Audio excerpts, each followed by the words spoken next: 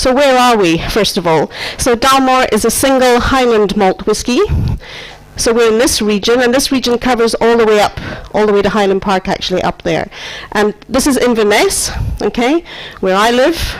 I'm not the monster, but I live very close to where the monster is at Loch Ness. And this little body of water in here is the Cromarty Firth, and it's on the Cromarty Firth that you'll find the Downward Distillery.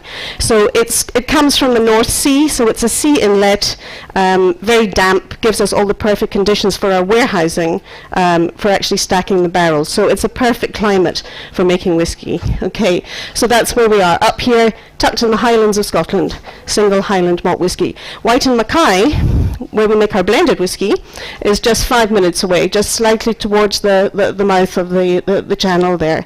So we're very close together, which is great for moving barrels around and whatever. So that's where we are.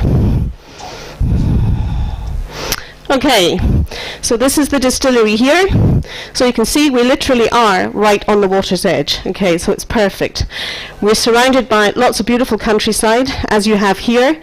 I saw a lot of it today on the A4 and the A6, as you have a very nice motorway system.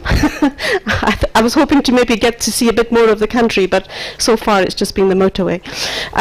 So lots of nice big fields, lots of hills behind us, mountains, where we get the snow melting in the spring, bringing lots of water down. Okay, so very good source. It's the perfect conditions for making whiskey, obviously. Lots of barley growing all around us. Oh, sorry. Just go back. Let me find you. Yeah, okay. So this is Alexander Matheson. He was the founder of Dalmore Distillery. He was the main person behind the company called Jardine Matheson. I don't know if you've ever heard of that. Jardine Matheson, very much involved in the Opium Wars, and that's where he made all his money. So he was a trader. He was a very clever man. He was a politician, a trader, and he made his money from trading opium in the East to Australia and New Zealand, and with that he brought all that money back to the Highlands of Scotland where he lived. And at that time the whisky industry was booming, it was just kicking off. He knew Ross-shire very well, where the distillery is, and he thought this is perfect for making whiskey. We have all these barley fields, lots of water source, I'm going to open a distillery. So he bought a piece of land. Okay, sorry, I'll just go on here. Okay, he bought a piece of land, and it was actually Dalmore Farm. Dalmore Farm, lots of fields around it, lots of barley growing area. So he bought the farm, and then he decided, I'm going to turn it into distillery. So he ordered stills, yeah? Nice big copper pot stills. When they asked him what he wanted, he said, I'll have what everybody else has, okay? So they sent him the stills, and when they got to the distillery, the area he had set aside for the still house, the roof was too low, so they couldn't get them in. So they chopped them off. So you'll see when we get to the slide on Dalmore Stillhouse, the wash stills all have flat tops, and that's because it was the only way they could get them into the building. It never crossed his mind to raise the roof. Okay, he just cut the tops off the stills. And when White and Mackay put new stills in the 1960s, they did exactly the same. They thought, why change it? It's worked well for all these years, so let's keep it the same. So we still have flat top wash stills. Okay, so Alexander Matheson, because he was such a politician and a businessman, although he started the distillery, he didn't actually run it himself. So he leased it out to several people over the next few years, each one of it making a bigger mess of it than the one before. Got to remember, back in the 1830s, we didn't really know what we were doing, so it was a little bit of a hit and miss. One of the guys he actually let the distillery out to was a guy called Mr. Patterson, believe it or not, and he made the latest hash of it. He's not related, so I'm told, but there was a Mr. Patterson, and then finally in 1868 he leased it to the Mackenzie brothers. Okay, and they were the ones who actually turned it around. So they operated the distillery for nearly 100 years, the Mackenzie brothers, a Mackenzie family, and it's from them really that we know Dalmore as we have it today. They're the ones who created it. It's their recipe, it's their style, and we pay homage to the Mackenzies.